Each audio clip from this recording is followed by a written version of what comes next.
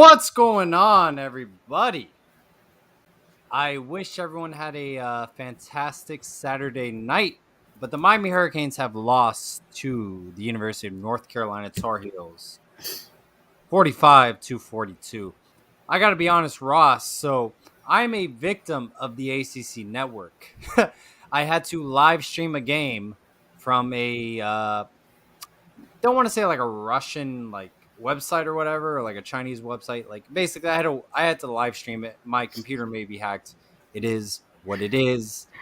I missed the entire first quarter, so you got to brush me up on that. My apologies. It is what it is, right? I'm a victim of ACC Network in South Florida.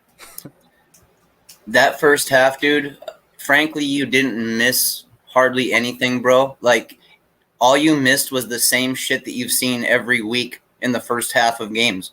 Slow starts, no rhyme or reason to the offense, no even direction as to where they want to run it or where they want to head the offense in the first half, dude. It's all seems like it's just thrown together on the fly, and it's just like, oh, well, maybe this will work, maybe this will work, maybe this will work. And then in the second half, they dig a little deeper in the playbook and they start opening things up a little more. So the conservative BS in the first half killed us today. It killed us. UNC gave us so many opportunities to win this game, bro. I mean, they literally laid it out there for us perfectly to win this game multiple times. And there's also scenarios where they could have walked away and won it by 3 scores. So, dude, this is the batshit crazy ACC right now. Ultimately, I felt like there was several missed tackles, which is the agenda every week. We made Sam Howell look like a hybrid of Lamar Jackson and Michael Vick. He was bouncing off of tacklers left and right. I believe he had 98 rushing yards. He's not known as a mobile quarterback. Rough game. Josh Downs, I believe, had 10 receptions in the first half. Yes. Why don't you double team him? If he's the leading receiver on UNC's team, why don't you put an emphasis on Josh Downs? You knew coming into the game, Josh Downs was their X factor offensively, correct? Yeah.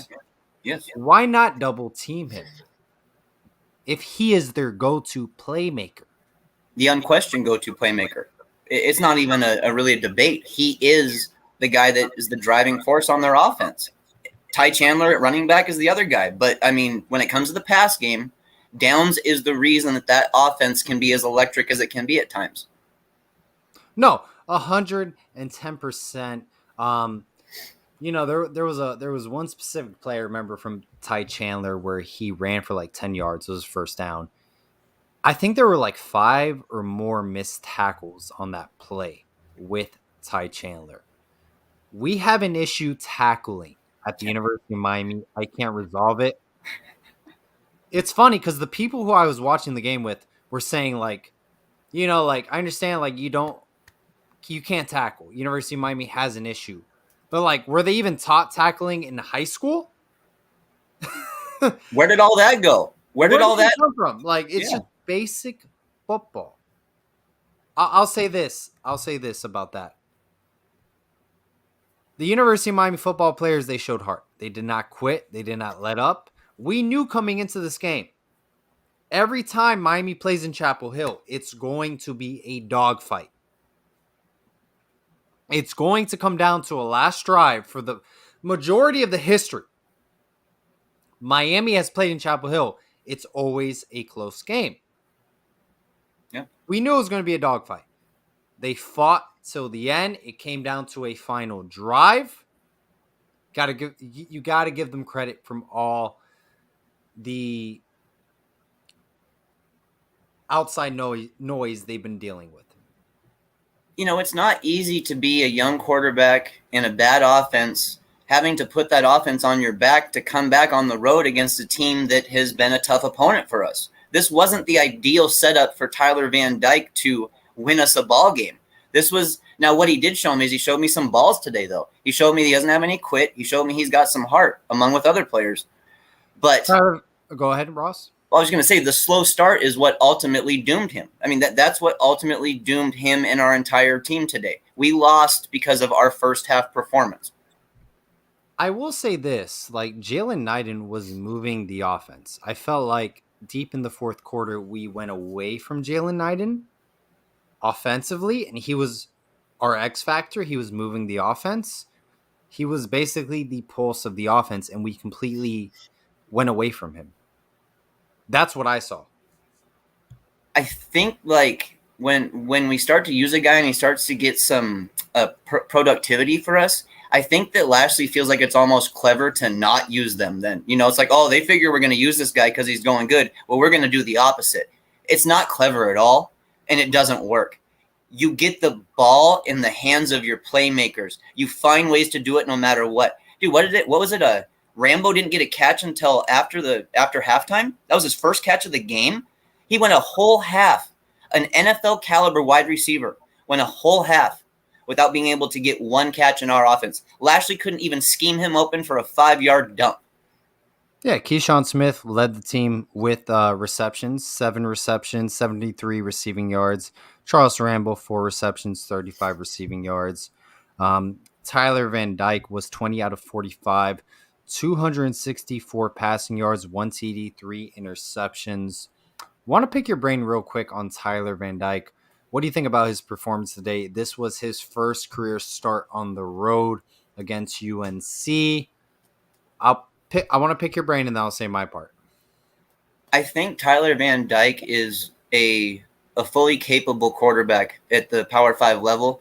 What I do believe, though, is that he's a guy, and we spoke about this actually before the show, where he's along the lines of Kenny Pickett a little more, where I'm not saying he's Kenny Pickett caliber right now, but I'm saying along the lines of that type of player where you have to get all the right pieces around him first, and then you really see them. You really see them blossom and see what they become. That's the way I think Van Dyke truly is. I think the better the players become around him, the better he will become. And he can do it probably by quite a bit pretty quick if these guys wanted to adjust. We just know that we don't adjust for shit. I think Tyler Van Dyke, to be successful at the Power 5 level, he's going to need a really good offensive line. Yep. He showed some moxie in the pocket. There were times where he scrambled out. He got us some key first downs, which I honestly, coming in, I didn't acknowledge Tyler Van Dyke as a mobile quarterback. I think he can use that as a weapon moving forward to get a first down. Yep. He showed that a couple times throughout this game. He has a good arm. There was one play, and it was in the first half. It was like literally a 3-yard down and in with Charleston Rambo. It was literally like a 3-yard route. I can't make this up. It was a pick. That was the most awful play call I've ever seen in quite a while. The play call and the fact that Van Dyke made the pass, bro. Like, he should have never thrown that ball. You just don't. You simply don't ever throw that ball. And it's one thing that most quarterbacks should know by the time they get to college is that if you're in an area where there's defenders who can hit the ball and knock it up in the air and then still have a chance to have multiple defenders around it make a play on that ball for a turnover, you don't make that damn throw. You either find another option or you just get rid of the ball and you live to go the next down. I will say that especially early in the game, TBD simply wasn't going through his progressions. I mean, there was times where he was just locked in into one guy and maybe two at the most. There wasn't head on a swivel type stuff going on. A little later in the game, we saw it a little more. But early on, he didn't seem to have that confidence, and I'm not sure why. Yeah, no, I completely agree. Second career start at Miami. I'm not going to bash him. I'm not going to criticize him. It's second start at Miami. He wasn't the reason we lost today. I don't think so either. I think when your defense gives up 45 points against North Carolina, I think that's, I mean, like if you put up 42 points, right? This is Big 12 style football, basically, this kind of score spectrum that we're looking at. 45 points that your defense gives up, that's hard to compete with. We made Sam Howell, I don't know if I said this earlier in this live chat. We're only 10 minutes in, 115 people watching. Greatly appreciate it. We made Sam Howell look like a hybrid of Michael Vick and Lamar Jackson. I cannot make this up. He had 98 rushing yards. What the hell? It was. I know he's been using his legs a little more this year, but still, man. I mean, it especially for a team who's not properly tackling, it makes it really hard when you got a quarterback who's willing to just tuck it in Awful, and take off. awful The tackling. the No, no, James no. Williams, when Hal bounced off of 6'4", 6'5" James Williams and just moseyed on into the end zone like it was nothing. I wanted to rip my hair out of my head, dude. I mean, like easily James Williams could have taken down Sam Hill, but he just chose to go for the shoulder pop and the little highlight hit, and it failed completely, absolutely failed. $5 donation from John Bird. Van Dyke took a beating all day, and I see Jalen Knight and sidestep a UNC player to avoid contact. TBD done what he could running for his life. Offensive line has been a huge issue at the University of Miami. I don't know what the fix is. We'll get into recruiting a little bit later. Um, Tackling. I don't know if you saw this. There was one play in particular. I'm trying to identify that play specifically where Sam Howell literally ran through our entire defense, and players were literally just like they were tackling. I don't know how to describe it. They were like using their arms like this, Ross, if you can see me. Yeah, They were literally going like that to Sam Howell.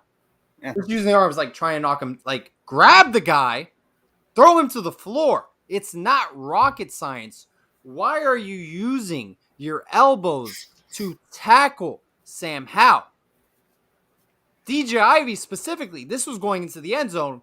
You have long arms. That's why you are identified as a power 5 corner because of your measurements, because of your long arms, your speed.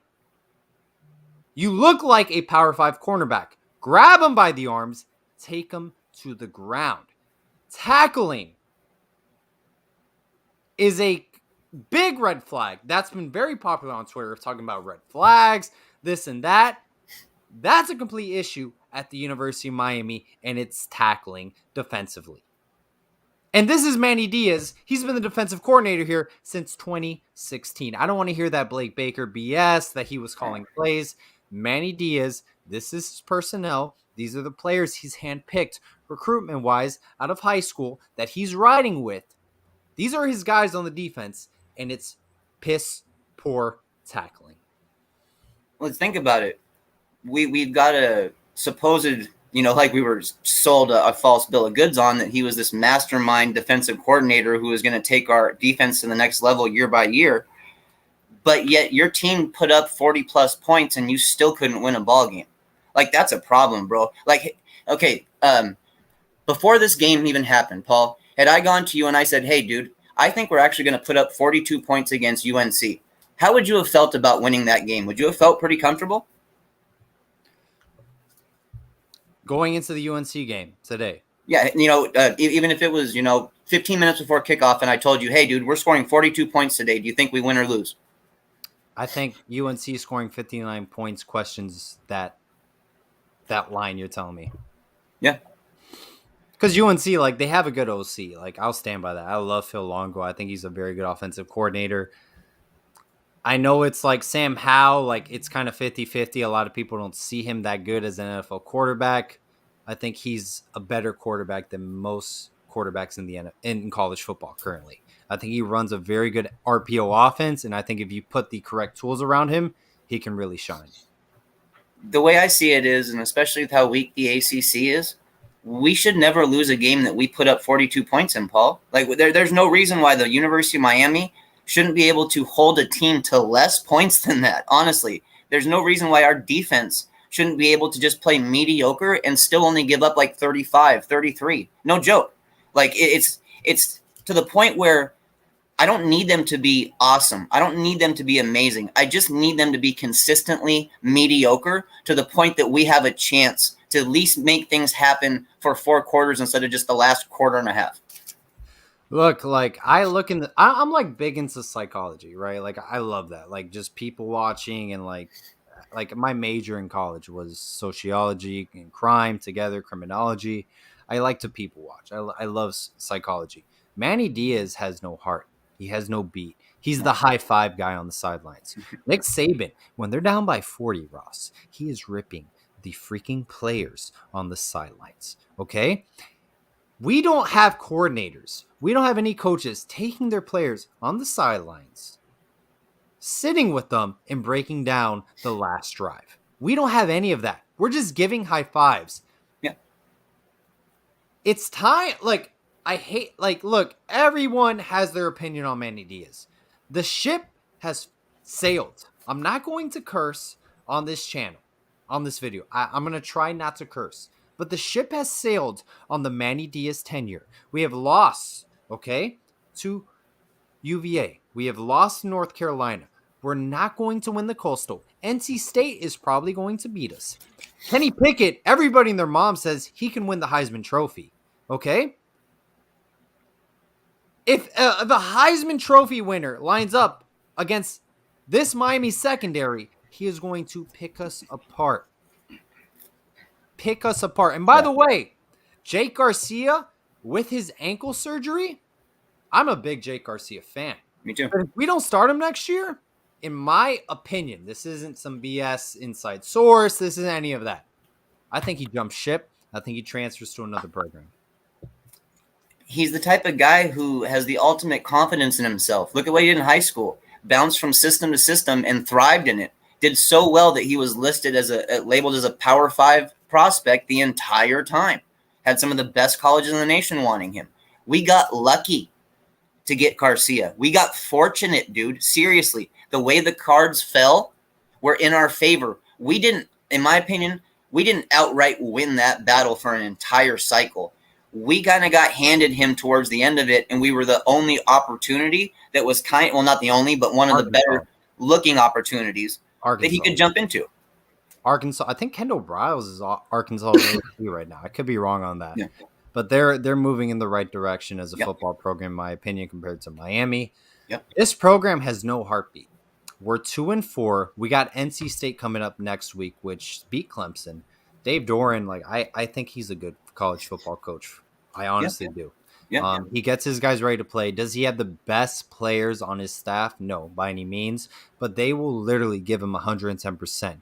And Manny Diaz, there was something, I don't know who tweeted it out. I don't know who's the source on this. Behind Clemson, Miami has the most blue chip 4-star recruits, whatever you want to name it, 5-star recruits after Clemson. And we're 2-4. We are 0-2 in the ACC. Okay? I'm tired of the Manny Diaz train. I am over it.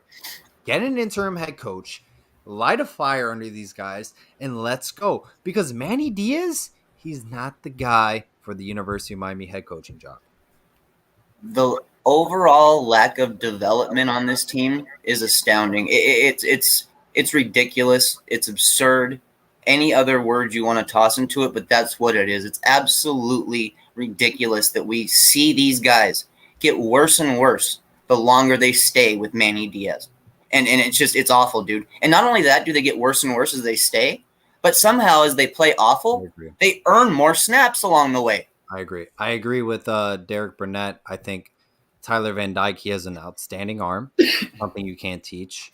I think he takes a long time to identify the correct read in the pocket. Yes. I think he has a very long windup. He's a Power 5 starter in my book when you provide the right offensive line to take care of him. I really do. But it's not like a Johnny Manziel, a Baker Mayfield, a Lamar Jackson, Michael Vick impact in college football. It's going to take development. It's going to take time. I understand the players I just mentioned are like 1 in a million, like literally all of them won a Heisman Trophy besides, did Michael Vick win the Heisman? I don't think so. I remember. But there is an it factor. There is an it factor with those players. Tyler Van Dyke kind of reminds me of Kenny Pickett. Could be wrong. When you've got the lack of development and then you've got all these questionable coaching decisions and habits that we see, I don't know how anybody could ever think that something good is going to happen. Honestly, I mean, yes, these kids fought today. These young men fought today. And I will always give them props for fighting. And I will always give them props for not only falling behind and getting back in the game, but doing it in a way that truly actually gave them a chance to win had we, just executed a little better. It's the whole idea of a young quarterback on the road. I'm just not comfortable with that. I'm not comfortable that he's just going to win the game for us. I'm not comfortable that's the right route we need to go. But unfortunately, that's what we kind of had to settle on today, was Tyler Van Dyke trying to win this game for us at the end. And it's shocking to me how little of support we can give a guy in one half of football But then all of a sudden in the next half of football, we can make it look like we're a functioning team, a competent team with competent play callers and an offensive line that's actually doing their job. I don't know why it's impossible for us to not be able to put together 4 quarters of football. No, I think it falls on the coaching staff. I think it falls on development. I don't know what else people want to see from the Manny Diaz tenure. We've lost to FIU. We've lost to Louisiana Tech. We lost to the worst Georgia Tech football team that transitioned from a triple option to Jeff Collins in year one. In 2020, believe it or not, Ross, someone pointed this out. We only beat one team that with a winning record. Yeah. We NC only State, beat yeah. one team. Everybody else had a losing record. And Manny Diaz is like, literally, there's like 8 games in his career record with 8 points or less the win margin. Meaning, like, it could have gone south very easily last year. So, I mean, I guess I could say, and we think we've talked about it before, but the best win in the Manny Diaz era is against NC State, isn't it? Like, honestly, I think that's the best win he's had, at least in terms of beating a team that was ranked. Like, I think that's the best win he's actually had here. Do you know another one? The slip and slide against UVA, you consider that a good win? Yeah, yeah. I can't, because, like, Al Golden, he beat Florida at home. Yep. Randy Shannon, he beat Oklahoma. He beat Ohio State. He beat Georgia Tech when they were ranked. He beat Virginia Tech. Like, I just don't see it with Manny Diaz. I can't envision him having success at the University of Miami. So keep in mind this, Ross. We've lost the heavy majority of the fan base. We've lost the alumni base. Only God knows what the board of trustees are thinking right now. I'm sure they're fed up with this BS, right? I mean, any person with a brain cell would be exhausted with this performance. We're 59th in recruiting.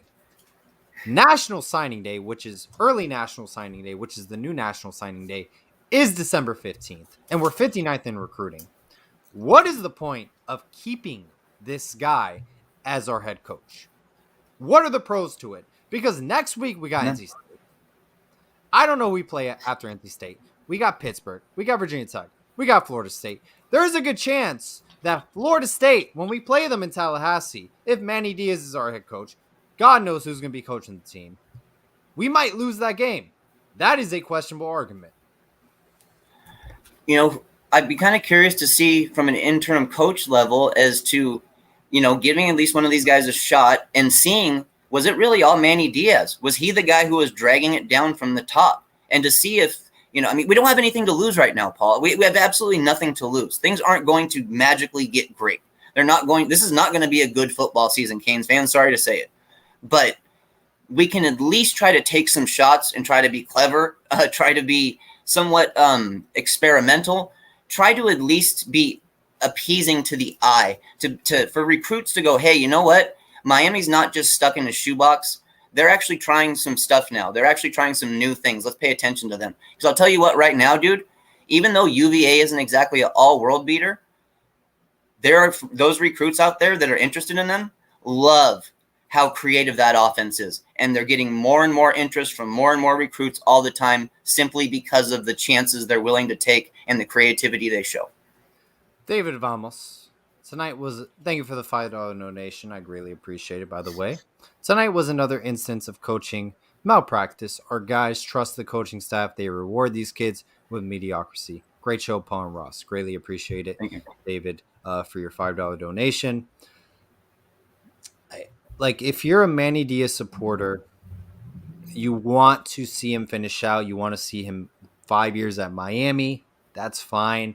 I just see a man on the sidelines with no heart, no beat. He passes around high fives. He says every single game they lose, this is what teams do to the University of Miami. This is what teams do to other opponents, which is completely BS. It's a lie. App State lost to Louisiana by 20 points? Was it 20 points, Ross? Yeah, I think so.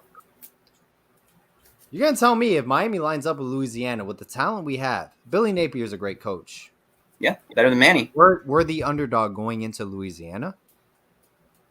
We could easily be 1-5 right now. Yeah, Easily. we go Easily. to if we're going into Louisiana, yeah, we're the underdog, especially if you're just talking about the head coaching matchup. And that was something that I really was trying to be adamant about before this game happened today. That yes, there's players that talk about and there's scenarios and there's mismatches and breakdowns. But dude, to me, no matter what, this was Manny Diaz versus Mac Brown. That's what it came down to, dude. It's period. And By the Mac Brown way, is the better coach. for you guys listening, like Travaris Robinson, that's true. Whatever is going on internally, he wants out. This will be his last year at the University of Miami. Whether Manny Diaz is retained, it's been an utter shit show. I said I wasn't going to curse. Shit. Small curse word, not the end of the world. Internally inside the program, it's a mess. It is a dumpster fire. Yep. We're going to be losing several players internally. Recruiting is 59th in the nation. I don't know if you guys care. We'll get into that deeply. The future of this program is not looking good. And this is what happens when you hire Temple's second choice. Not their first choice, which is Mike Elko. Their second choice, and then you pay them $3 to $4 million to land Manny Diaz, which ultimately, in my opinion, he didn't show up against LSU and Dallas. Wisconsin at Yankee Stadium, he didn't show up in that game either. There were plenty of games in 2017 where it could have gone south and we could have lost those games. We played this bend but don't break off defense where we basically rely on our edge rushers to get to the quarterback, supply pressure, and hopefully we get a turnover. We bat a pass down, or it's an incomplete pass. That's basically the identity of a 4-2-5 offense. Today, this to me, what it was with UNC is this wasn't a game about them actually outright beating us. This was a game where they kind of got fortunate that they didn't let one slip by. They could have easily let this game slip by, almost accidentally, if you want to call it that. But just with how they performed in the second half and the play calling on offense in the second half, dude, I was really confused as what Mac Brown was trying to get going, but it allowed us to get back in it. It allowed us to turn it into a ball game and have a chance to actually win it. But lo and behold, we choked at the end. We have 250 people tuning in live, 30 minutes in. We greatly appreciate it. Thank you guys for supporting. Hit the like button if you want Manny Diaz fired. If you want Blake James fired, hit the subscribe button if you want Manny Diaz or Blake James fired. We'd greatly appreciate it, guys. Thank you again for tuning in. 250 people live, hearing us talk Canes football. It comes from the heart. It's passion. By the way, I'm still going to go to the NC State game. I'm still going to go to the rest of the home games because I care about the University of Miami and I want the players at the University of Miami to succeed. But the coaching staff is atrocious, and I honestly, this is probably a broken record. I hate the turnover chain. Look, 2017, it was cool. You brought it out one year, but then you switched it up. You got a new turnover chain, another turnover chain. You brought in touchdown rings. I think they have earrings now. You're taking picks when you're losing. This is an embarrassment. For college football and national media, this is an embarrassment. Where the Manny Diaz era is moving forward with the Miami Hurricanes football program. It's an embarrassment. I'm disgusted by it, and I think it's a wrap. I think it will be a wrap. Ross, do you think Manny Diaz gets fired after today's performance? I mean, dude, I sure as hell hope so, man. I sure as hell hope so. I'm worried that with the type of mentality that Blake James has, that this is suitable, that this is okay. This was a tough fought game against a hard opponent on the road, blah, blah, blah, all that BS that they want to pump their chest about and hoorah about. Nah, bro, we just lost to a mediocre team because we looked like shit for one quarter, for an entire half of football, and then had to make up the second half pretty much on the fly, just hoping that we would get some opportunities, which we did. UNC gave us those opportunities, but hey, and we're still here looking at a loss. I think Manny Diaz, I hate to say it, I think Manny Diaz is not going to be fired after this game. I think it's going to be after next week's game. Jason Armstrong with a $5 donation. Greatly appreciate it. Miami football will not change until Blake James is fired. He does not need to be involved in hiring another coach for the Hurricanes. I completely agree. No, he started this mess. He better end it. So thank you Yeah, very much, Jason Armstrong, for your $5 donation. We got another donation from Ohio Hurricane. Manny better be fired ASAP. I don't see any reason why he should be retained. I don't. there's no good Um, argument for it. it's kind of one of those things. What if they won? What if they, what if they won these football games? There's a lot of what ifs. At the end of the day, it's a loss. You lost to UVA. You lost to Alabama. You lost to Michigan State. You're losing to opponents like UVA, for example. You shouldn't lose to them. I don't think UNC is a good football team. I don't think they're a good football team at all. No, I don't think Miami's a good football team either. I think they can be a better football team when you're returning your entire offensive line. There has been injury plague at Miami. The rush of DR King coming back from a torn ACL, I don't understand that. That was completely overhyped the entire offseason, saying he's ready to go. Complete BS. he never looked comfortable. Jalen Knighton is your star on offense this game. You completely ghosted him the entire fourth quarter. Charles Durambo is probably your best wide receiver. Your returning veteran wide receiver, Mike Harley, barely got any targets at all. Your entire secondary is returning. Your linebacker personnel is awful, yet you told Jawan Mitchell that he was not a take because you need to cater to your personnel right now. If not, they will transfer. Well, Yep. guess what? They're awful. You lead the nation in missed tackles. And Jawan Mitchell is not playing at the University of Miami. I got a question for you, man. What the hell's going on with Brashard Smith? Why can't we get this guy involved? Like what? I mean, the plays that we're hauling him out on there, dude, are just a joke. I don't know. I think that's a great question to ask Rhett Lashley. Did we have Jacoby George out there returning punts? Honestly, I don't remember, bro. Honestly, Yeah, I was watching it from a laptop due to the ACC network. Thank you very much. By the way, special teams play punt return has been awful for quite a while. Thank you, Coach Packey. That was the identity of Miami Hurricanes football, having elite punt returners. That is no longer existent. Thank you again, Coach Packey. Linebackers coach, special teams coach. His resume is god awful. Does not fit the Miami Hurricanes material. Why don't you hire Michael Barrow? Just saying. dude, where does Packy fit though? I mean, after what he's done here, where the hell does he belong? I would not want him on my favorite FCS team or anything. I wouldn't want him on my favorite college, community college team. No joke. Like this guy is not a good football coach. And the two guys that made him look competent are the Borregales, well, three guys, the Borregales brothers and Lou Headley. That's it.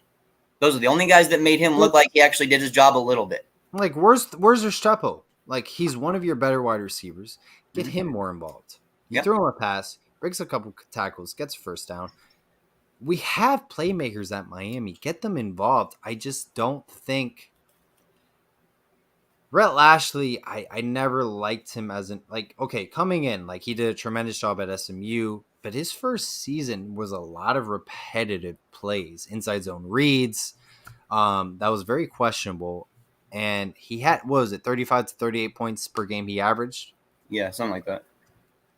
I'm curious what we're averaging now. It hasn't been a good second season by any means at all.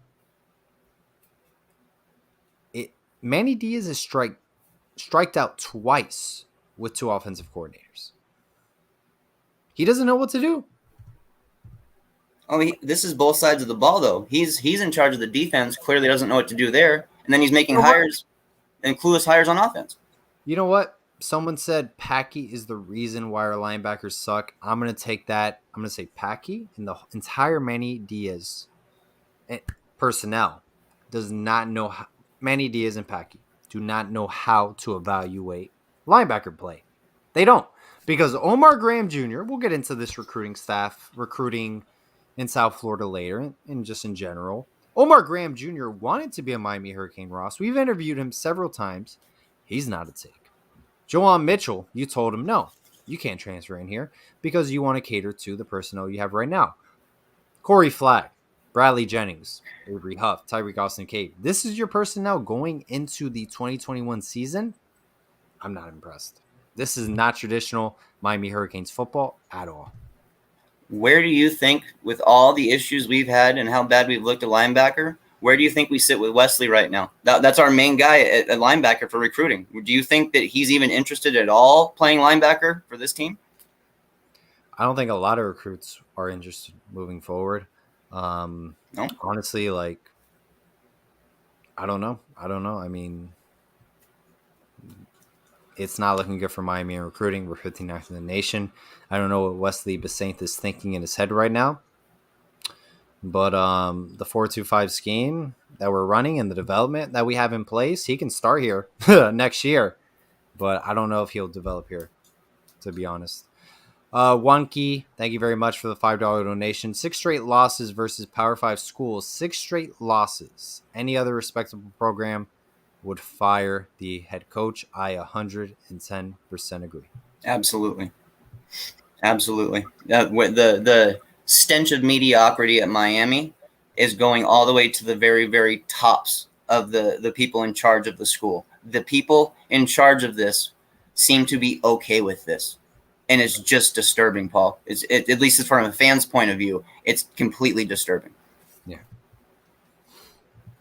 So Ross, let's talk about recruiting real quick because this is another point that like a lot of people aren't touching up on. Everyone's saying fire Manny. This is another reason why I'm tired of the Manny Diaz era. We're 59th ranked right now nationally in recruiting. 59th. Omar Graham Jr. was not a take. This is someone we've had several times at the linebacker position unit on our show. He wanted to commit to Miami, right? Hands down. Yes. Yes. Absolutely wanted to be a Cane. Miami, Florida State, and Penn State were the final schools.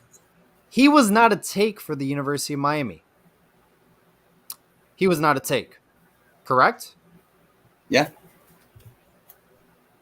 I'm completely clueless why he wasn't a take. I'm completely clueless why we backed off of Jaron Willis, 4-star linebacker out of Georgia, who Travis Williams loved. Yeah. Loved him. And was all over him to Great come to relationship. the University of Miami. Yeah, Absolutely. great. Seemed like we were the leaders. Yep. But then goes to UCF, and it's over. He commits to Georgia Tech. He's a four-star linebacker out of Georgia. And Travis Williams loved him. Why do we back off of Omar Graham Jr. and Jaron Willis? Sorry. I mean, the list goes on, too. We've got Caleb Coley, 2022 cornerback, who got an offer from Miami and was completely confused as to why nothing ever happened afterwards. He truly wanted to be a Cane. This is a guy who ended up committing to Vanderbilt, but you got to remember, this isn't a kid who chases after big lights and fancy things like that. He's a team first, kind of family first kind of guy. Even though he ended up going to Vanderbilt, Clemson was right on his tail. Venables was the guy who was in charge of his recruitment. That's how much they wanted him at Clemson. So I mean, we had that opportunity. It goes as far as a 4-star wide receiver, one of the top 20 wide receivers in the nation, Tobias Merriweather out of Washington, was openly telling me he wanted a Canes offer. Openly telling me that, you know what, dude, as soon as I get the offer, we'll run we'll do an interview and we'll lay it all out there and we'll get Canes fans familiar with me. So he was kind of expecting one. What the hell happened there? It doesn't make any sense. He's going to end up at Notre Dame probably. He can definitely play for the University of Miami, I'll tell you that. Tobias Merriweather, 4-star wide receiver, looking at Notre Dame. You got Jaron Willis, 4-star linebacker, commits to Georgia Tech. Travis Williams loved him, viewed him as a priority. You have Omar Graham Jr., linebacker out of Broward County, commits to Florida State, wanted to come to Miami over schools like Florida State and Penn State. Then you have another recruit called Sean Wilson, who's under the radar recruit, commits to UVA, and I think the offense caters to him better than Miami does. It does, yeah. And UVA beat Miami, so I mean, honestly, are they a better program than Miami in the past 10 years? Maybe. With their head coach, Bronco Mendenhall, right now, present day, I think they're a better program. So we just named 4 recruits that wanted to be Miami Hurricanes, but the staff didn't view them as takes. That is disgusting. I've got another one for you, Paul. Hit me. Chance Morrow. Chance Morrow. Where's he going? He committed to Louisville. Committed to Louisville. These are under the radar guys. Chance Morrow, he's like a Six 6'5", wide receiver, 6'5", 6'6" 6'6". Yeah. wide receiver. I mean, we need a big target. Basketball player as well. Had offers from Ohio State, North Carolina, and Louisville. Oregon. Oregon as well. Not a take. The Anthony Jones at tight end. The way we Where do you played commit that to? hole. Texas? He committed to play defense for Texas, bro. He's literally going to be playing defensive end for them, dude. So like the whole idea of him at tight end and all that stuff, I mean, it just none of it clear. I mean, it obviously was pretty clear to me that we decided we didn't want him on our team. Yeah, we interviewed Anthony Jones, commits to Texas. He wasn't a take from Miami either. Committed to Texas. Steve Sarkisian is already a better head coach than Manny Diaz will ever be. Already. Ross, Snoop Ama. Our offensive line is terrible. We're waiting on Malik Agbo. We're fighting for Malik Agbo to commit to Miami, which will never happen. Snoop Ama, correct me if I'm wrong, wanted to commit to the University of Miami. He wanted to visit NC State Week. They told him, no, we don't want you to visit NC State Week. Visit after the season. They keep pushing him backwards. It's like they're slowly moving away from him. They don't want him as a take right now. They want Malik Agbo instead, who will not commit to the University of Miami.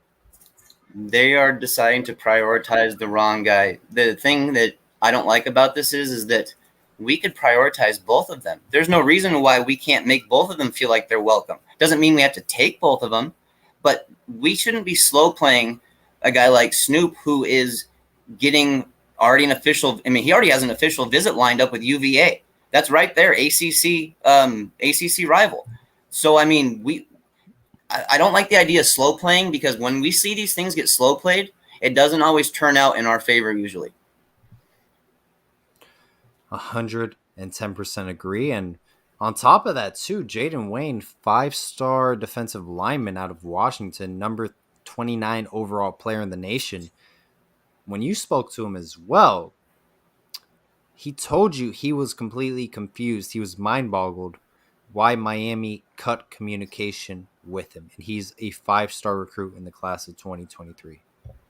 Yeah, he doesn't quite understand what went on with that. There was all kinds of love there. There was all kinds of attention. He came down to Paradise Camp. Even though he couldn't perform, he came down to be on the sidelines, got to talk to the former players, got to talk to Phillips and those guys. So while we've been kind of, ignoring him, here we go and see Bama's after him. Clemson's after him. They're getting a hold of him on a weekly basis, sending him graphics, congratulating him for his games and stuff, bro. But yet, I guess he's not good enough to play at Miami? I don't know. I don't get it. Any other highly talented recruits that have told you that Miami's ghosted them? I mean, there have been some recruits, some other recruits. It's tough for me to go into full detail with some of this stuff because it's still kind of in the works. But I will say that, speaking of a guy who's in the area there that they didn't even give an offer to yet, that they have brought into camps, that they've been keeping a close eye on. They're sending him texts. They're doing all this stuff, blah, blah. Renard Smith. I mean, he's had everything happen to him except the offer. And it just doesn't make any sense because all he's done has been nothing but an electric playmaker this entire season, dude. He has been phenomenal. I don't get it. The way that our staff is approaching recruiting right now in 2022 and 2023 is lame. It's freaking lame, dude. We're ranked 59th in the nation. We are ghosting recruits. We are literally acknowledging some recruits are not takes, yet other programs are taking them, and they will succeed at other programs because we don't evaluate them as playmakers at the Power 5 level. We are shooting ourselves in the foot. Caleb Coley, Tobias Merriweather, Snoop Ama, Jaden Wayne. Did I miss? I feel like Jaron Willis, Omar Graham Jr. The list, it keeps going and going. I am sick and tired of the Manny Diaz era. It has been an embarrassment. Our identity is not jewelry. It's not touchdown rings. It's not a turnover chain. Our identity is winning national titles producing NFL players, okay? And it is disgusting, the identity of the program that we have been under the Manny Diaz tenure, and I fully expect the University of Miami to get rid of Manny Diaz tomorrow or in the next coming days. If not, this is going to be a reality TV show the next coming years, Ross. The one thing I want to be clear with fans on while we're talking about this recruiting stuff is that every single year there's going to be guys who get offers that obviously aren't going to be pursued by teams. We're talking about guys who were pursued by Miami, guys who wanted to be Miami Hurricanes, and then all of a sudden we just basically dropped the ball. That's what we're referring to. We're not just referring to random guys who we just gave an offer to and then never talked to again. These are guys we had on campus, guys had for visits, and we dropped the ball. Simply, plainly put, we dropped the damn ball. I'll say this. Mac Brown fired Manny Diaz at Texas. I think he fired him a second time this evening. Playing Very well could have. We've had over 270 people watching us live. We greatly appreciate it. Yes. Hit the subscribe button. Hit the like button if you want to see Manny Diaz fired tomorrow. If you want to see Blake Baker fired tomorrow, hit subscribe. Hit the like button. We would greatly appreciate it. Ross, 48 minutes in. Anything else you want to talk about we have not touched up on? I guess just the only thing we haven't really talked about, and seems to be the hot topic still is who's the guy to replace Manny Diaz when we do fire him, and we've talked about this before at length. Mario Cristobal, we don't believe that he's coming to Miami. We don't believe that this is a job that he would even want right now. And I don't blame him one damn bit with the backing he has at Oregon. So, the usual names are still out there. I'm still gunning for a guy like Bill O'Brien. That's the guy I want there. Have you had a chance to look into any other coaches and get an input on who you might like? Dan Lanning, defensive coordinator at Georgia. He is an outstanding. I'm just trying to be realistic right now. The Mario thing with the buyout and paying all this money, Lane Kiffin, I don't think that's reality. The only thing Mario, he's a former. This is alma mater. He's a former Cane. Maybe he wants to come back home. We got to think reality here. The Eric Bieniemy, people are saying that this is a downgrade. Yeah. Why would Luke Fickell want to come to Miami? This is a complete rebuild from scratch one. Yeah. You're probably not going to pay more money than what's in a substantial amount compared to what Cincinnati is going to pay him. This is a complete rebuild at Miami. Billy Napier from Louisiana, I think he's a viable option. We are in a serious predicament. I don't think Eric Bieniemy, I see the comments, would want to take this job. I don't see any reason why he'd want this job. I don't see Luke Fickell taking this job. This is a complete downgrade. I would be surprised if they are interested. What do you think about Stoops then at Kentucky? I think Kentucky would be dumb if they don't give him an extension and a lot of money. There's these options, but a lot of them end up being SEC named, like Pittman over there for Arkansas doing a fantastic job. But we're not going to get into a bidding war with an SEC team, especially a team like Arkansas who's just getting a taste of winning for the first time in a long time and looking like they have a genuine future. They'll pay whatever they have to keep Pittman there. Exactly. That's the thing. SEC programs have a lot of money, and I don't think Miami wants to get into a bidding war, nor do they have – they have the money too. They just don't view it as a priority. So we have – honestly, I think realistically, Billy Napier, Bill O'Brien, and I honestly can't think of anyone else. I got a question for you here, and it has to do with the recruiting stuff we were talking about, and just want to get your take on it here. So we actually made an offer to a 2022 safety recently, an unranked player who's got mostly offers from Ivy League schools and stuff like that. Does this mean that our staff is even starting to realize that we need to go to plan B options right away? Because, this for us to have to do that out after we've already got some good DB recruits coming in and making that offer right now, it kind of stood out to me as kind of weird, dude. Ross, what did Traquan Fagan's family say to you when you spoke to them after his decommitment? Oh, that they. I spoke to his dad. His dad absolutely loved T. Rob and DVD. They. It hurt. That's the way he explained it to me. He said it hurt. This was one that really hurt him on a personal level. This wasn't just about football. This was about depending on these guys and believing in them to turn their boys, their sons, into respectable young men and to develop them and get them to the heights they need to be at in football. And to think that Traquan could have been the start, and then you got Jaquise coming in 2023, and you've got the other brother, Anton in 2025 coming, who looks like a phenomenal P5 recruit already. So, I mean, this was kind of them kind of sitting back going like, these guys are going to be here.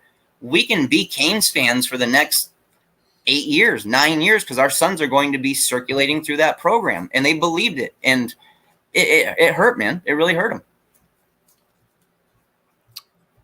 The Manny Diaz tenure, in my opinion, needs to end now. We need to rebuild. We need to reevaluate our football program. And you're only hurting yourself.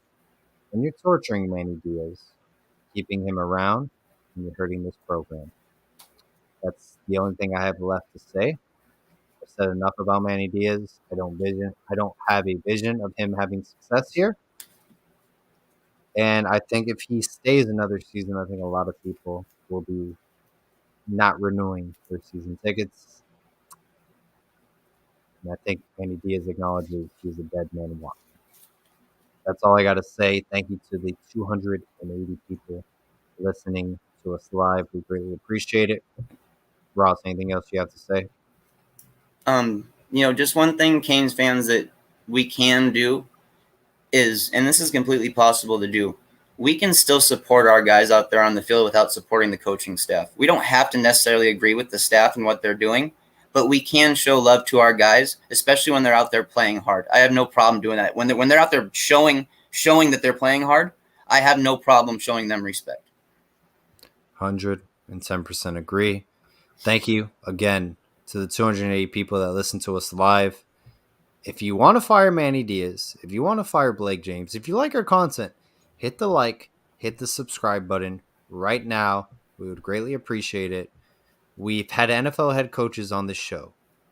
We've had NFL Pro Bowlers, Super Bowl champions, Patrick Mahomes' agent, some of the best NFLPA president. NFLPA presidents on the show, 5-star recruits. We do the best we can do. If you can support us, we greatly appreciate it.